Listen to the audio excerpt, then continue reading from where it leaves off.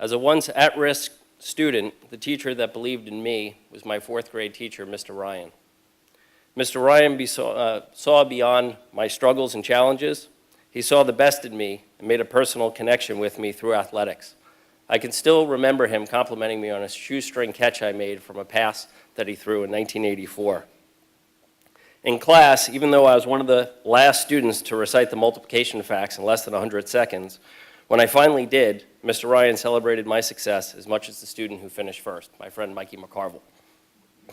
These seemingly simple acts of kindness lit a candle of self-belief within me that if I put the same effort into school as I did in athletics, I could have the same success.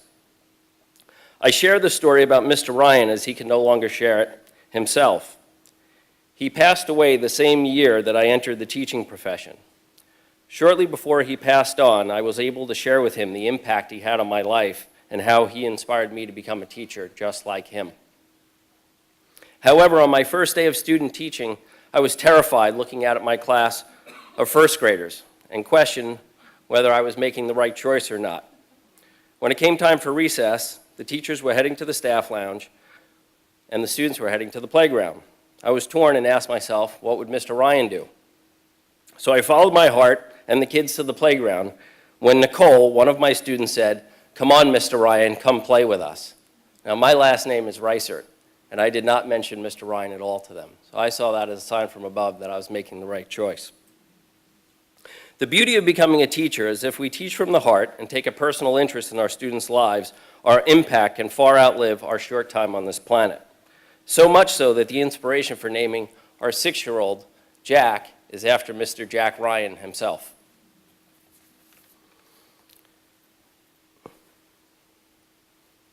Also, becoming a teacher provides us with an opportunity to have an impact well beyond our short time here. An example of this happened during the 6th grade Olympics. This was a huge event at our school with nearly 20 classes competing. And when it came time for the students to choose what event they wanted to participate in, I met with each student individually. When it came time for me to meet with a special needs student in my class, Eric, he shared the only thing that he could do was throw the Frisbee a little. So I said, "Frisbee it is, Eric. I believe in you. I know you can." Weeks later, the Olympics happened. My students were spread out all over the ball field. I quickly found Eric and stood by his side as Mr. Ryan would have done for me. And Eric awkwardly stepped up and threw the Frisbee just far enough to tie for 8th place, earning half a point for our team. And we celebrated this as if he just won a gold medal in the Olympics. At the end of the events, the MC gathered all the classes into the quad and said, out of hundreds of points, with almost disbelief, our class had won by an astonishing half a point. My students ran to the stage and went bananas, and I just stood there in shock, really feeling as if I had witnessed a miracle. When we went back to the class, I said I'd like to announce our class MVP, and without their efforts, none of this would have been possible. Everyone immediately looked at Parker, our pentathlete, who earned a gazillion points for our team. But to everybody's surprise, and mostly Eric, I called him up to the front of the room. And everyone gave him a standing ovation, probably for the first time in his life.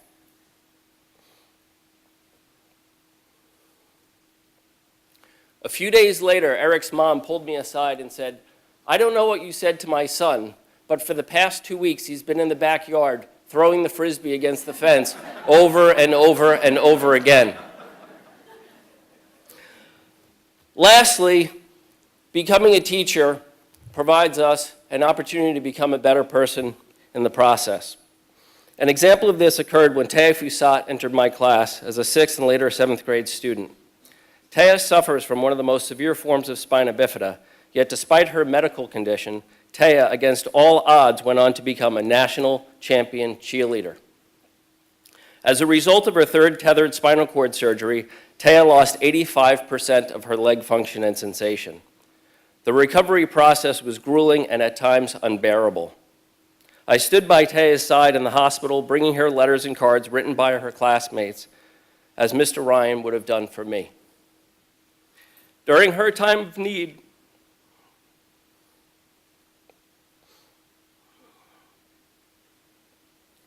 One ray of hope came from the Make-A-Wish Foundation, who offered Taya a wish of her choice. She could have chosen anything. Yet on 2 separate occasions, she respectfully declined, saying there were children who needed the wish more than she did. Witnessing this act of selflessness changed my life forever and served as the inspiration for the creation of our own nonprofit charity, Tayathon, and as Taya's Wish provides personal necessities for the homeless through our Tennis Totes program in San Diego. To raise money for our charity, athletes race endurance events in Taya's honor, and our motto is, "We run for her until she can run again." In conclusion, becoming a teacher provides us with an opportunity to have an impact well beyond our short time here, be part of something bigger than ourselves, and become a better person in the process. And it begins with the words, "I believe in you." Thank you for listening.